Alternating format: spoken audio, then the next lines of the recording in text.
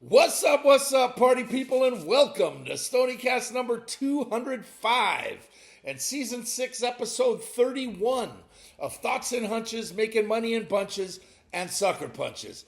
It's your boy Stony coming back at you for the 205th time, and I'd like to welcome all of my fellow scumbags, criminals, hoodlums, shady characters, lowlifes, fugitives from justice, heathens, scoundrels, altar boys with unhealthy relationships with their priests, hustlers, wise guys, hooligans, foul-mouthed raging alcoholics, MLB players that have got into a fight with Bryce Harper, cheats, gangsters, fienders with abusive language, and degenerates. Let's face it, anybody with a massive gambling problem. If you're new to the show, hey, congratulations. That means you probably fit into one or a few of those categories, so welcome, because you're now one of us. One of us, Gooba Gobba, one of us. We accepted one of us. Know the reference. That's all I got to say. Hey, make sure to hit the subscribe button right down here in the lower right-hand corner and ring that bell. That way you can get notified every time I put out a new video. To spread the word is also very easy. Just tell other fienders, degenerates, and scumbags you know just to go to YouTube and enter Thoughts and Hunches in the search bar. That'll take you to my page so you can get dialed into everything that I give you. Also, if you're new and you don't know what's what with this channel, it's college and pro football winners, MLB playoff winners, and college basketball winners. And that's it. Because now that all those other leagues are finished, we're college basketball. We only got 3 weeks left, and my season is over. And I don't do out any more STONIECAST until August, when the infamous week 0 starts for college football. But that's all I give you, right? I just give you picks. I don't give you player props and absolutely no parlays, ever. And I certainly don't have a foolproof parlay like the moron that I work with who lost his 3-teamer because it was foolproof and he lost it. You know, I like my money where it is, in my pocket, so I don't like giving it away. I'm an outlier and I'm a disruptor. I'm like the Beastie Boys. I disrupt. Step inside the party, disrupt the whole scene. That's what I do. I go to the mattresses every single week in order to get the info to get you to the window with a ticket to cash, especially like my homeboy, the ultimate fiender degenerate, Slick, who's in Vegas right now, texting me saying, "Where's the STONIECAST? I'm in Vegas. I got to get down." I'm like, dude, relax, man. Relax. There's still a first 4 game going on right now. Miami of Ohio's taking it to SMU right now. In the first, it's halftime. But Miami of Ohio is going to cover this number. Just telling you, you know. So, you know, that's it. Just now, before I get to the picks, as usual, I have some thoughts. Give me all you got. Listen, give me all you got. Give me all you got, Al. That's right. Now, quick housekeeping here is I'll give you all picks for the first round matchups here for tomorrow and Friday on this STONIECAST. Now, STONIECAST 206 is going to drop on Saturday morning, and that'll give you all the second round matchups for Saturday and Sunday. Keep in mind that I will have daily NIT postseason tournaments that are going on every day, either in a STONIECAST or in the comments section like I did yesterday and today. Now, on to the tournament. It's the most wonderful time of the year. Yeah, I said it. March Madness means the weather is getting better because spring will come shortly, along with the Masters and MLB opening day, as the weather gets better for everyone. When you hear the music, and you know what music I'm talking about, da-da-da-da-da-da-da-da, you know exactly what that means. Now, I'm not going to get into the tournament selection show with the snubs because that's all anyone wants to talk about. But I will mention as I go through my picks which teams I don't believe belong in the tournament. I won't tell you who I think belongs in the tournament, but I could. I'd give you 5 teams right off the top of my head that I think should be in, instead of teams that are playing, including one that won last night and that I think is going to win tomorrow. Anyway, that's totally different thing. Anyway, that's my whole thing. My question has always been, if you're going to put somebody in that you think belongs, who are you going to take out? Don't just tell me who belongs, but tell me who doesn't. I'm not Donnie's boy, Dick Vitale, where everyone's the greatest, baby, and deserves to be in the tournament because Vitale would never say anything negative about anyone. Last weekend, I was at the SEC Conference Tournament that was here in Nashville. For 3 straight days I went. The second round on Thursday, the quarterfinals on Friday, and the semifinals on Saturday. I saw some serious hoop. And the semifinals on Saturday, oh my God, forget about it. It was just crazy, right? There were some big-time surprises like Ole Miss, who dropped 15 of their last 16 regular season games before winning 3 straight to get all the way to the semifinals, and took Arkansas to overtime before succumbing to Darius Acuff and the Hogs.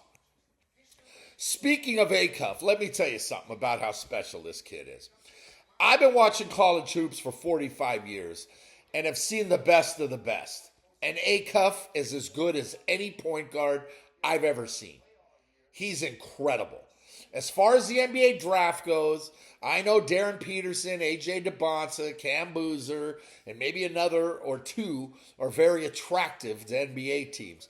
But after what I saw for 2 straight nights in Nashville, and I didn't go on Sunday, but he did put 30 on Sunday, right? I watched that one on TV. What I saw there was absolutely incredible, and I don't see how anyone could pass up Acuff. I saw him drop 37 on Oklahoma in the quarterfinals, another 24 on Ole Miss in the semis before the 30-burger I just told you about on Sunday and leading Arkansas to a tournament championship. Now, woo pig suey to the great fans that showed up and showed out for their Hogs, right? But as far as Acuff, he's the real deal and looks like he's got a long career at the next level, as long as he stays healthy. I saw some great performances while I was there, as LeBaron Philon from Alabama was spectacular, though Bama was upset by Ole Miss in the quarterfinals. And finally, Vanderbilt. Yeah, living in Nashville, that's a big deal when the Commodores pulled off last week, as they are the true definition of a team that plays together.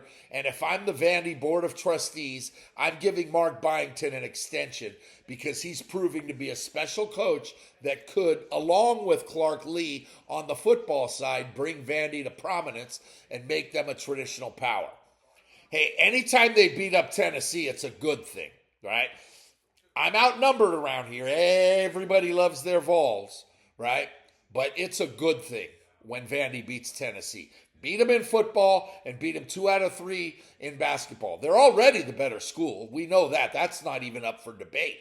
But Tennessee could always say we're better than sports. Well, you ain't now, Vols. You're just not, right? It's a good thing everyone around here is a Tennessee fan, right? But Vandy bitch slapped them in football, period. Beat them twice in a week over the last 10 days. Now, they may have fallen short to Arkansas in the title game, but hey, Vol fan, who's your daddy? Vanderbilt is. Next up was championship week. Enough for you? I mean, I thought it was incredible all the way around. Great tight games that made it to overtime and plenty of buzzer beaters, highlighted by TJ Power from Penn's superstar all-time performance and buzzer beater in Sunday's Ivy League championship game against Yale, after he scored 44 points to get Penn and head coach Fran McCaffrey to the dance again, right? Well, Fran McCaffrey back to the dance. Not to mention, got me a winner as I had Penn plus 8 in a chunk. The Toledo-Akron game in the MAC tournament just showed how riveting last week was. It's one of the reasons why, along with Feast Week in November, is the best week of the calendar year, and once again, it did not fail to disappoint. Also, this time of year is known for another one of my favorites. Anyone that has ever watched a game with me knows that I despise commercials, and I change the channel every time I have the opportunity. God bless you, YouTube TV. With the quad box, now I don't have to, right? But here's the thing. Capital One has done a fantastic job in recent years with great commercials that star Spike Lee, Charles Barkley, Samuel L. Jackson, Jennifer Garner, Magic Johnson. Now they've got Caitlin Clark in it. It's pretty freaking amazing, right? Anytime one of their commercials is on, I'm going to watch. They're funny, creative, and they provide some entertainment during a commercial break, which is rare these days. And lastly, I do this every March, and this year's no different. Hey, bracket guy, nobody gives a shit about your bracket, so do not, under any circumstances, ask me about my bracket. I'm going to bet all 67 games in this tournament along with totals and give you 134 picks just in this tournament. If I'm wagering 134 times, the last thing on my mind is your freaking $20 bracket challenge. I don't give a shit. So just stop and talk amongst each other while you leave the gambling to the big boys, okay? Rant over. Now, as for the week that was, I really only had one bad day, and that was Tuesday. Going into Friday, I was just over 500, needed to step up, and once again, as usual, I did it again, right? A huge weekend. Delivered 18-7-2 on Friday and 12-8 on Saturday. Not even a lackluster 2-3 on Sunday to close out the week prevented me from delivering my 14th consecutive winning week. So let's take a peek at the numbers, shall we? Last week, 75 wins, 54 losses, 2 pushes, 58.14%, just another big week. 14 straight winning weeks. NCAA conference tournaments are done, and I wound up going 109 wins, 80 losses, 2 pushes, 57.67%. That's solid. All right. Degenerate special, 22 wins, 13 losses, 62.86%. Even with that bullshit loss on Saturday night with the missed dunk, I'm still killing it for the season. Now, overall, all 30 episodes I've given you so far, over 2,300 plays, 1,300 wins, 908 losses, 15 pushes, 58.88%. That's just under 59%, which is the ultimate goal. But with these numbers, it can mean only one thing. Wow, winning. That's right. That's what it is. Charlie, you hit the nail on the head. Now, once again, I want you to remember that all these picks are 100% free. So for all the touts out there that are charging you for picks, just stop, all right? They're giving you 75 to 80% winners guaranteed. You know, we all know you're full of shit. And plus, you're charging for these picks. Oh! I mean, come on, really? With me, just come to YouTube every week, and I'll give them to you for free, all right? And I want you to know that all these bets are bets that I'm personally going to make with my own money. So I'm not just throwing darts at a canvas and saying, okay, this is who I'm taking. Ready for this? Away we go. Episode number 31. Al? Just win, baby. There you go. I knew you were there. I began this week by delivering a top-notch 9-3 day yesterday. 3-1 in the NCAAs and 6-2 in the NIT. And so far today, I started off by missing both sides of the Prairie View Lehigh game, but I did hit Navy in the NIT, and there's a ton of games going on right now. So we'll see what happens, okay? So let's start. NCAA first round tomorrow, 12:15 Eastern on CBS in the East Region in Greenville, South Carolina, as 8-seed Ohio State is a 2.5-point favorite over 9-seed Texas Christian, and the total is listed at 146.5. Both teams finished the season strong before getting bounced in their respective conference tournaments, but both covered despite losing. Ohio State's Bruce Thornton is the school's all-time leading scorer and leads the Buckeyes with 20 per, while TCU's David Punch has been red hot down the stretch in a more balanced offense for the Horned Frogs. Both schools are battle-tested in the Big Ten and Big 12 respectively, but I like TCU right here, catching 2 in a chunk with a sprinkle on the money line. Sprinkle me, man. There you go. That a boy, Earl. Way to come through for me. And I'm also going to take over 146.5.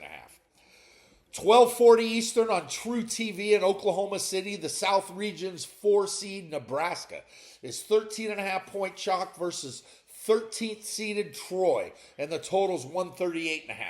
The main story here is that Nebraska is the only power conference team that has never won a tournament game and sit at 0-8 all time in the big dance. They started the season 20-0, but they stumbled down the stretch and were blown out by Purdue in the Big Ten tournament. Troy won the Sun Belt tournament for the second straight year, and they closed strong by winning 5 of their last 6. I like Nebraska to get off the schneid and get their first tournament win, but not by 2 touchdowns, so give me Troy and the points and roll it up with under 138. 1:30 Eastern on TNT in the East region in Buffalo. 6 seed Louisville is a 5.5 point favorite over 11th seeded South Florida, and the total set at 165.5. Louisville had its ups and downs and hasn't played too well the last 3 weeks. After getting a win in the ACC tournament over SMU, they were bounced by Miami on Thursday. USF comes in winners of 11 in a row and rolled to the American Athletic Tournament title with a high-scoring offense that never takes much time off from firing away. Isaiah Nelson is a serious ball player that is headed to the NBA and leads the Bulls' explosive offense. Louisville freshman stud Mikel Brown Jr. will go tomorrow, but he hasn't played in 10 days. So here's one of my upsets in the first round. I like USF plus 5.5 with a sprinkle. Sprinkle me, man. Sprinkle. That a kid. And while I'm at it, I'll also take under 165.5 because I don't see both teams reaching 90. West Region at 150 Eastern on TBS in Portland. 5th seeded Wisconsin's a 9.5 point favorite versus High Point, and the total's 164.5. Wisconsin finished the season strong, winning 5 in a row before falling short to Michigan in the Big Ten title game, while no team in the country is hotter than High Point, as they've won 14 straight and rolled to the Big South title and won 30 games. Wisconsin's guard combo of Nick Boyd and John Blackwell has been unbelievable lately, while proving that this is not the Wisconsin teams of the past with all the unders. Both teams will force the pace and just keep running. Wisconsin gets the win, but High Point comes in under the number, plus 9.5 to make it 4 straight dogs to start the tournament, along with over 164.5. East region at 2:50 Eastern on CBS in Greenville. Top-seeded Duke is a 28.5 point favorite versus 16 seed Siena, and the total's 136.5. Duke is Duke, and we know exactly who they are. A defensively run team that always holds their opponents under their total and are led by Cam Boozer's sheer toughness. The problem is that Patrick Gungba and Caleb Foster, 2 starters, are not healthy, while Siena has won and covered 4 straight and cruising to the Metro Atlantic Athletic Tournament behind head coach Jerry McNamara. Yeah, remember him? Syracuse great Jerry McNamara. Freaking mix. He's done, sorry, Donnie, I couldn't help myself. He's done an awesome job at Siena, right? But he's in serious trouble here. Duke, even with a banged up Gungba and Foster, rolls, and I'll take under 136.5 and Duke. South region, 3:15 Eastern on True TV in Oklahoma City. 5th seeded Vanderbilt is 11.5 point chalk over 12 seed McNeese, and the total's 150.5. Vandy matched their best start in school history at 16-0, and they reached the SEC Tournament Championship game for the first time in 12 years behind a backcourt of just ballers. First team SEC guard Tyler Tanner and a now healthy Duke Miles, who's just a defensive game wrecker. McNeese has won 6 in a row on their way to the Southland Championship with a high-octane offense and a +7 turnover margin. That's what this game comes down to. If Vandy holds on to the ball, they're going to run away and hide. But McNeese will just keep forcing tempo. So while Vandy gets the W, I'm going to take the Cowboys and 11.5 along with over 150.5. East region, 4:05 Eastern tomorrow on TNT in Buffalo. 3rd seeded Michigan State is a 16.5 point favorite over 14 seed North Dakota State, and the total's 143.5. Michigan State had everything going well until falling to Michigan in their season finale, and then in their first game in the Big Ten tournament to UCLA. North Dakota State has won 7 out of 8 behind a high-scoring offense, and they cruised to the Summit League title while not really even being tested. Well, they're going to get tested here by super point guard Jeremy Fears Jr. and Hall of Fame coach Tom Izzo. But is this too many points? Sure it is. I like the Bison here, plus 16 and a chunk to go along with over 143.5. West Region tomorrow, 4:25 Eastern on TBS in Portland. 4-seeded Arkansas is a 15-point favorite versus 13-seed Hawaii, and the total set at 161. Arkansas has won 5 in a row and won the SEC title over Vanderbilt on Sunday, while Hawaii earned their automatic bid by winning the Big West title and 6 of their last 7. Arkansas can score behind Darius Acuff Jr., Malik Thomas, Billy Richmond III, and Trayvon Brazile. They're not known for their defense, but Hawaii is in their first tournament game in 10 years, and they're simply overmatched here. So it doesn't really matter. I'm going to lay them here with the Woo Pig Suey Hogs and take under 161. South Region, 6:50 Eastern in Greenville. 6-seed North Carolina's a 2.5-point chalk versus 11-seed Virginia Commonwealth, and the total set at 154. North Carolina's entire story is going to revolve around injured star Caleb Wilson and whether or not they can advance without him, despite the fact they were beaten by Duke to close out the regular season and in their first ACC tournament game to Clemson. Now they face VCU, who've won 16 of their last 17 behind Terrence Hill Jr. leading an offense that spreads the floor and attacks from the wings. Head coach Phil Martelli Jr. has a high-scoring offense that will have Carolina on their heels, no pun intended, and knock out UNC in the first round. It's gonna happen. Give me the Rams here, catching 2 and a hook with a sprinkle. Sprinkle me, man. That a kid. And while we're at it, I'll also go with under 154. Miami of Ohio leads by 7 early second half. And it looks like it's going over too, so I can hit both sides. Get back to 2-2 for tonight. Midwest Region at 7:10 Eastern on CBS in Buffalo. Top-seeded Michigan's a 31.5-point favorite over 16-seed Howard, and the total's 151.5.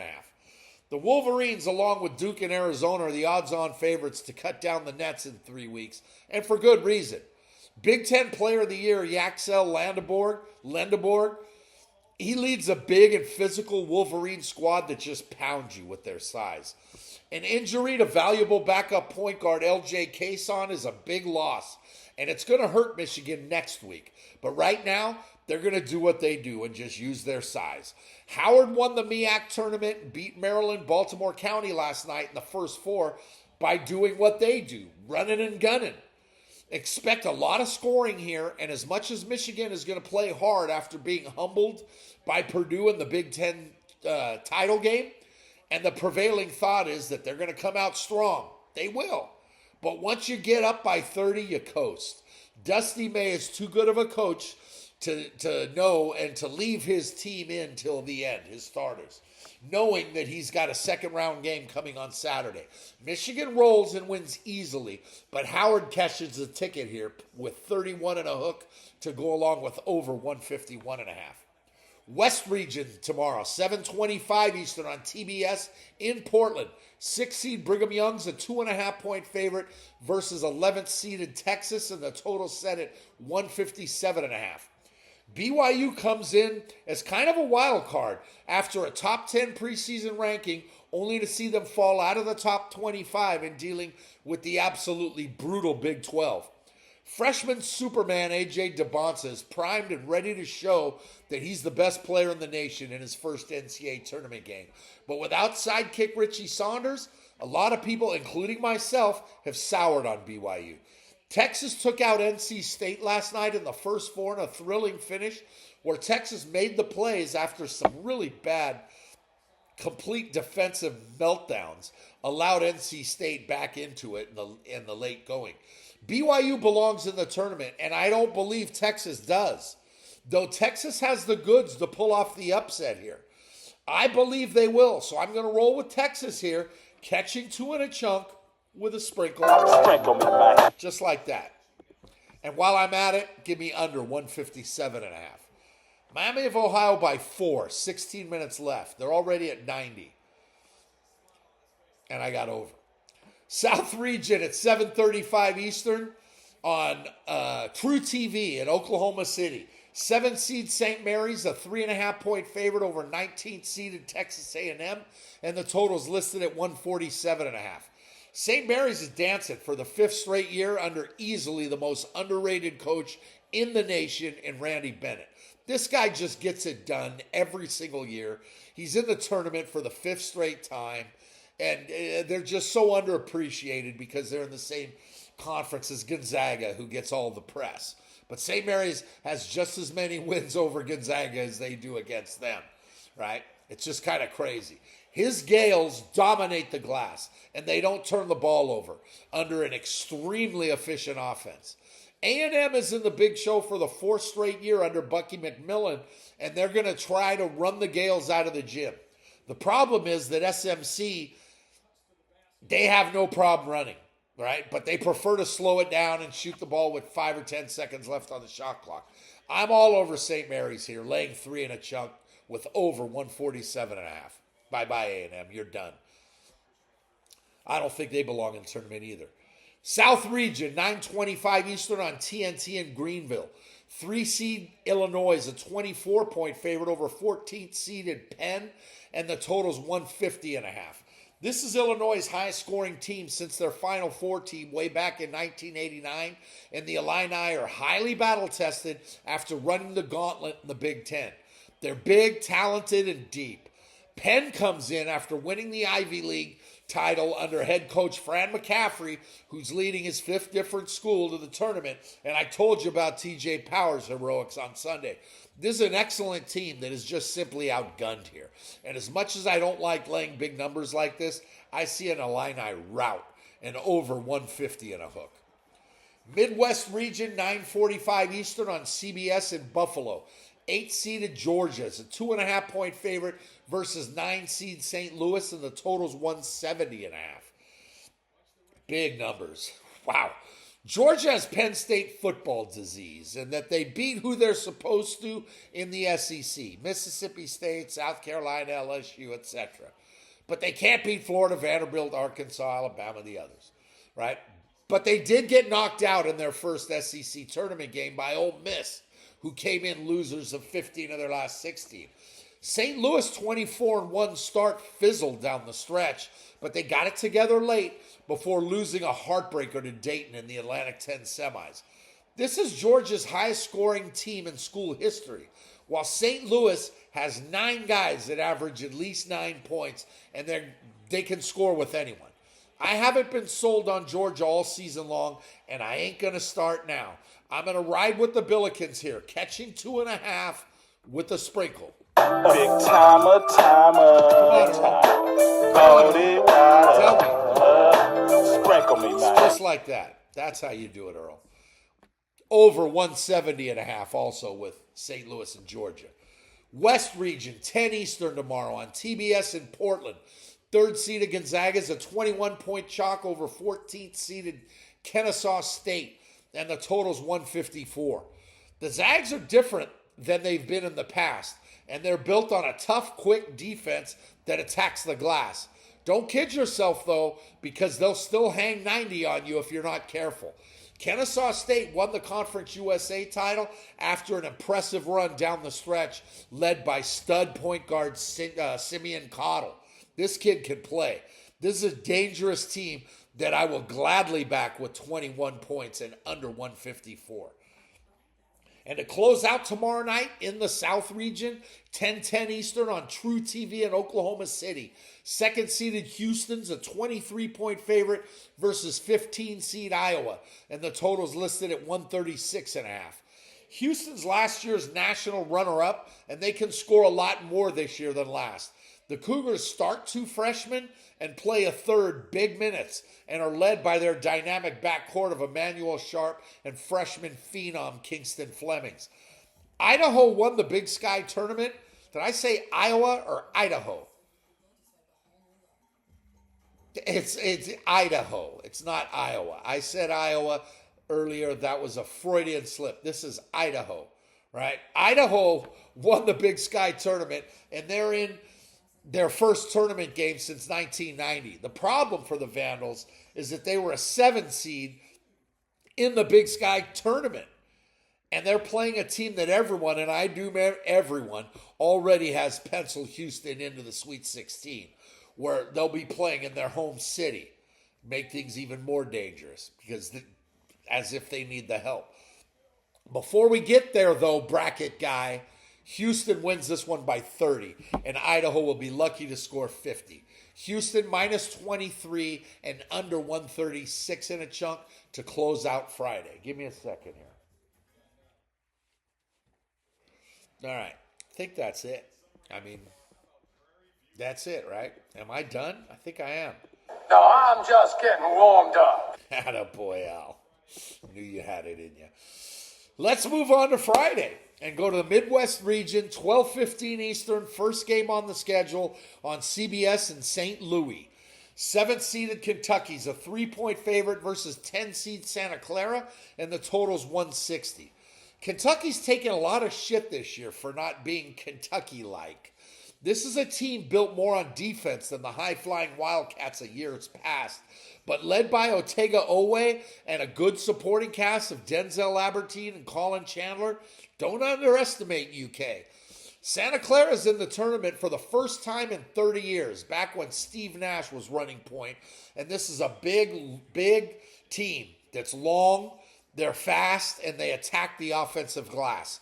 Point guard Chris Hammond leads the Broncos in scoring, while Alan Graves is just a matchup problem for anyone.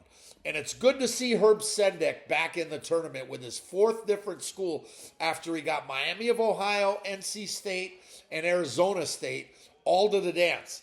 Some may see this as an upset, but I don't. Santa Clara is the better team. They are. Absolutely, and they're going to win this one. Broncos, +3 with a sprinkle. Sprinkle me, man. There it is. And while we're at it, I'm going to go over 160 in what should be a high-scoring affair. Miami's only up 2 now with 15 minutes left, and SMU's got the ball trying to tie it. Doesn't matter. They're laying a big number. Midwest region, 12:40 Eastern on True TV in Tampa on Friday. 5th-seeded Texas Tech is 8.5-point chalk over 12-seed Akron, and the total's listed at 156. Texas Tech school cannot be said in this tournament without saying the name J.T. Toppin. I think it's a rule. He's out for the year. Christian Anderson and Donovan Atwell form an incredible backcourt for a team that has 3 wins over top 5 teams in the country. Akron won the MAC title in a thrilling finish. Head coach John Burroughs cultivated an offense that shoots 45% of their shots from downtown, led by guard Tavari Johnson, who was the MAC Player of the Year. Tech is dangerous and capable of a deep run even without Toppin, but they're going to have their hands full with Akron, who will score and just keeps firing. I'll take the Zips here and the 8.5 along with over 156. Tie ball game, 14 to play. West region at 1:35 Eastern on TNT in San Diego.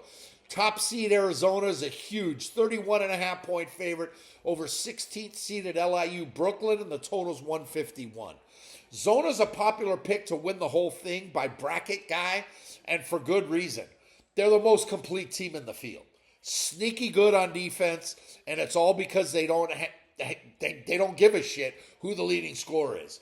Jaden Bradley has a banged-up hand, but that's not going to matter here. LIU Brooklyn won the Northeast tournament under the watchful eye of former NBA great Rod Strickland, but they're just outmanned here. Zona runs away and hides, but 32 points? Give me that candy. I'll take them. Then also I'll take under 151. Staying in the Midwest region at 1:50 Eastern on TBS in Stoniecastas. 3-seed Virginia's an 18.5-point favorite over 14th-seeded Wright State. The total's 145.5. Virginia comes in after getting to the ACC Tournament Championship game and falling short, though covering, against top-ranked Duke. The Cavs have won 14. Their 14-win improvement under first-year coach Ryan Odom is very impressive. Odom's story is incredible, as he used to be a ball boy in Charlottesville, then became the first head coach of a 16 seed at Maryland-Baltimore County to beat a 1 seed. And who was that 1 seed? It was Virginia. He took UMBC, Utah State, and Virginia Commonwealth all of the tournament as a head coach in his second year. And here, he's in the tournament with Virginia in his first year at the helm. Wright State has won 5 in a row on their way to the Horizon title, and both teams can score, but the Raiders are just overmatched here. So I'm going to roll with Virginia, who's a lot more battle-tested, laying 18.5 and under 145.5. Midwest region, 2:50 Eastern on CBS in St. Louis. Second-seeded Iowa State's a 24.5-point favorite over 15-seed Tennessee State, and the total set at 148.5. ISU's loaded and tested, running the gauntlet of the Big 12.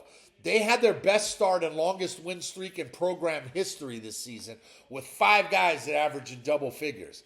Tennessee State makes their first trip to the tournament in 32 years after winning the Ohio Valley Conference tournament under first-year coach and former Duke star Nolan Smith. They're in serious trouble here in a game that could get away from them quickly. I like Iowa State. I'm going to be rooting for Tennessee State, but I like Iowa State laying the big number at over 148.5. SMU hit a 3. They have their first lead since it was 13-12. Wow, 49-48. We got a good one brewing here in Dayton. Midwest region on Friday, 3:15 Eastern on True TV in Tampa. 4-seeded Alabama's 11-point chalk versus 13-seeded Hofstra, and the total's 160. Alabama boasts the nation's highest scoring offense behind NBA-ready guard LeBaron Philon. But as you all have heard by now, I'm sure, second leading scorer Aiden Holloway is out because he was arrested with a pound of Mary Jane in Tuscaloosa a couple of days ago after Bama was bounced from the SEC tournament by Ole Miss in a game that Holloway had 24 points. Stop running around with a pound of weed, Aiden. I don't care if you bought it from Jack from Empire. Doesn't matter. Hofstra comes in winners of the Coastal Athletic Tournament under head coach Speedy Claxton. Point guard Cruz Davis is a stud. He played sparingly in the tournament 3 years ago at Iona, and he's thrilled to be back. He's had a great year under Claxton, and he leads an offense that can score, period. Bama has a lot on their plate, and they may not advance very deep without Holloway, bracket guy, but for this one, they're okay. Bama, minus 11 and under 160. Tie ball game, Miami's fans got their shirts off. They're screaming and yelling. Shit is getting out of control here in Dayton. Unreal. Friday, West Region, 4:10 Eastern on TNT in San Diego. Ninth seeded Utah State is a 1.5-point favorite over 8-seed Villanova, and the total's listed at 147. Utah State is the only Mountain West team to make the field, which is my biggest beef with the committee, right? I think New Mexico, Colorado State, Boise State, they all had gripes for not being in. But the Aggies have been the best team in the Mountain West all season, and they've played on this court, and they beat San Diego State on this court, so they know it well.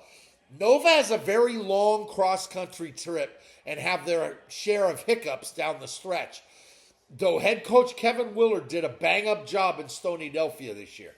Nova's the Big East school with a history of playing well in the tournament, but Utah State has to be the play here. Give me the Aggies, minus 1.5 and over 147. Fans are getting rowdy. Shit's getting wild. Coaches are being warned. Yeah, shit's getting real. All right. Midwest region at 4:25 Eastern on TBS in Stoniecasts. 6-seed Tennessee still waiting to see who they face. And while I'm watching the game right now, I can't give you a pick. So check the comments section of this video tomorrow, and I'll have my pick for Tennessee versus either Miami or SMU, because it's a 3-point game with 12 minutes left right now, so it's anyone's game. South region, Friday, 6:50 Eastern on TNT in Tampa. 9th-seeded Iowa's a 2.5-point favorite over 8-seed Clemson, and the total set at 129.5. Iowa's back in the tournament after a 2-year absence, and they boast the top-scoring defense in the Big Ten. Clemson was solid at the start of the season, and at the end of the season, after they just found themselves struggling. Joe, was that you? Struggling. I knew it was. One more time, Joe. Struggling. Thanks, Joe. God, I needed that. The Tigers got it together and finished strong, and they're 16-0 when holding teams to 65 or fewer points. This game is going to be played in the mud. It will be a defensive battle, and the first team to score 60 wins. I'm going to take Clemson, catching 2.5 with a sprinkle on the money line. Sprinkle me, man. Just like that. And while I'm at it, give me under 129.5. East Region, 7:10 Eastern on CBS in San Diego. Yes, I said East Region in San Diego. Makes no sense. 5-seed St. John's is 10-point chalk over 12th-seeded Northern Iowa, and the total's 131. The Johnnies won the Big East regular season and conference tournament titles for the second year in a row, becoming the first school to ever do that, and that's saying something. Rick Pitino's pressure defense has a lot to do with that, as they just suffocate teams with their all-ahead, full-court press from start to finish, which creates a lot of turnovers. Northern Iowa won the Missouri Valley Conference title and played tough down the stretch as they shot the lights out, but they're overmatched here. St. John's is the play, laying 10 and over 131. East Region, 7:25 Eastern on TBS in Stoniecastas. 7th-seeded UCLA is a 5-point favorite over 10-seed Central Florida, and the total's listed at 152.5. UCLA, like all Mick Cronin coach teams, got hot down the stretch, and they played really well all the way to the semifinals of the Big Ten tournament, where they hung with Purdue until the final minute without their 2 leading scorers. Well, Donovan Dent and Tyler Bilodeau are back, and they're ready to go against the UCF squad that has really been riding the struggle bus lately, having lost 5 of their last 6. UCF can score, but UCLA's defense has only improved, so the Bruins have to be the play here with under 152.5. West Region, 7:35 Eastern on Friday on on True TV. In St. Louis, 2-seed Purdue's a 26-point favorite versus 15th-seeded Queens and the Queens University, and the total is 164. Purdue's always dangerous this time of year as long as Matt Painter's running the show. He doesn't get nearly enough credit for the job he's done in West Lafayette all these years, and the Boilermakers come in as the Big Ten tournament champs. Queens University's not in New York City, for those of you that don't know. It's in Charlotte.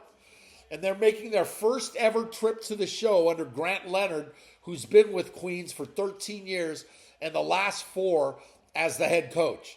They can score and they're going to shoot it.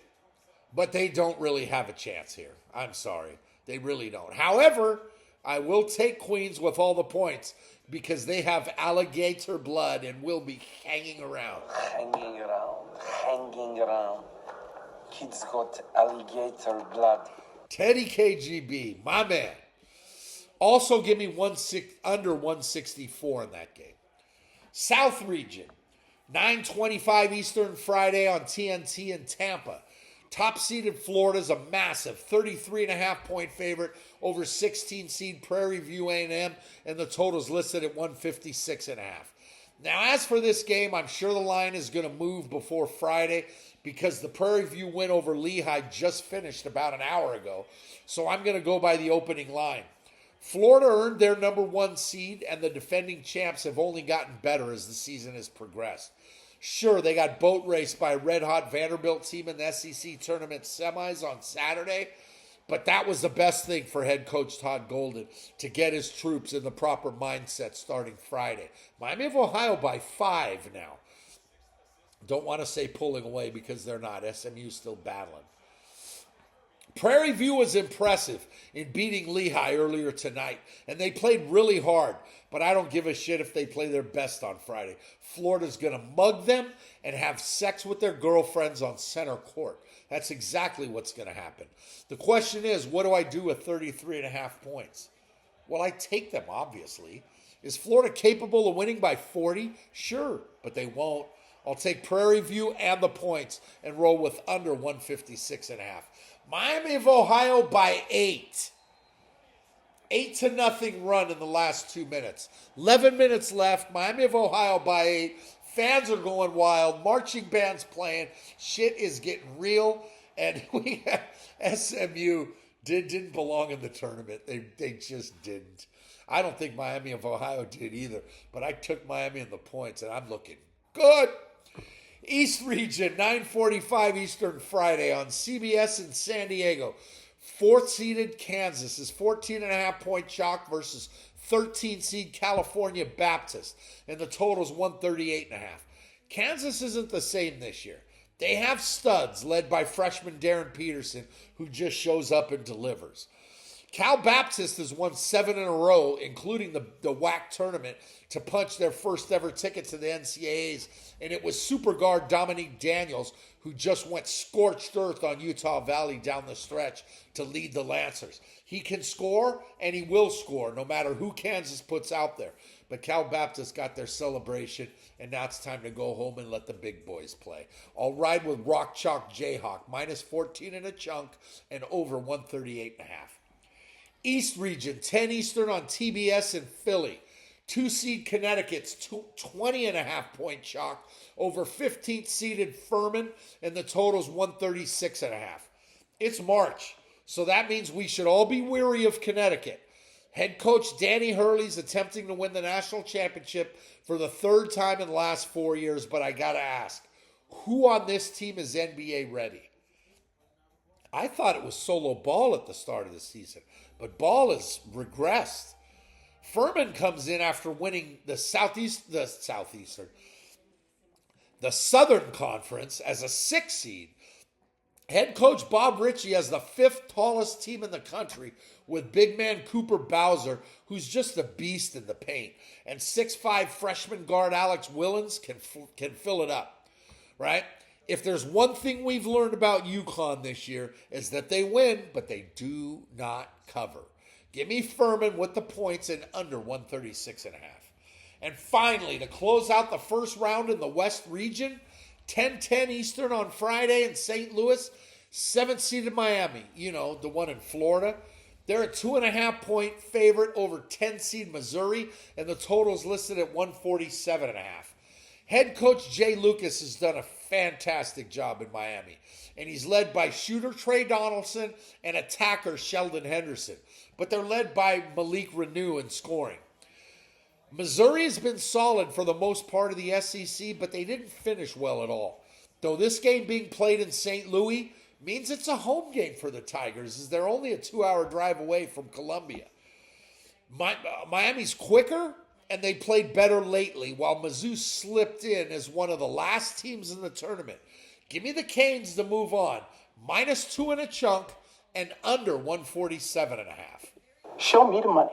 Oh, was that Rod Tidwell coming in?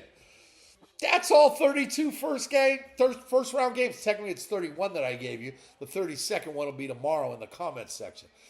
But 32 first round games with totals to give us a nice, tidy 64 plays in 2 days. Is that a lot? Sure. But like I said earlier, this is it. The numbers get cut in half with every forthcoming STONIECAST. Check back on Saturday morning for the second round matchups in STONIECAST 206 and daily for NIT matchups. And don't forget to check back tomorrow in the comments section for Tennessee's Friday matchup against either Miami of Ohio or SMU. Right now it's looking like Miami. So that way you can get every game and side that I'm going to roll with. So until then, just remember, if you want to win big, you got to bet big.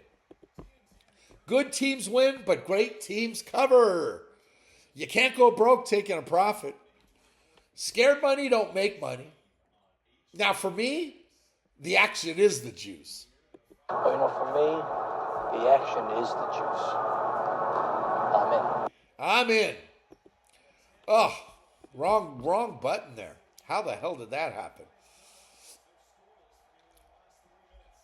Oh, God. Just got all crazy there. The less you bet, the more you lose when you win. Shout out Chris the Bear FALLICA. Scared money don't make money. The difference between winning and making money is that anyone can win betting chalk, but you can't make money unless you take the dogs. God made life a gamble, and we're still in the game. Shout out to the late, great Joe Diffie. There's money on the streets that can't be ignored. And finally, good luck to you. I really miss you, Gooch, this time of year. You would be texting me 3 to 4 times a day. You'd be texting me at halftime because you would be all over this. Miami of Ohio is running away with it. They lead by 13 with 10 minutes left, and it's turning into a blowout. I just need the over. Don't think I'm going to get there, but who knows? I still need 50 points to get to the over.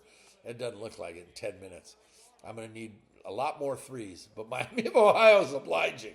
Anyway, Gooch, this is not to demean Gooch. God, I love you, man, and I miss you. Pay him. Pay that man his money.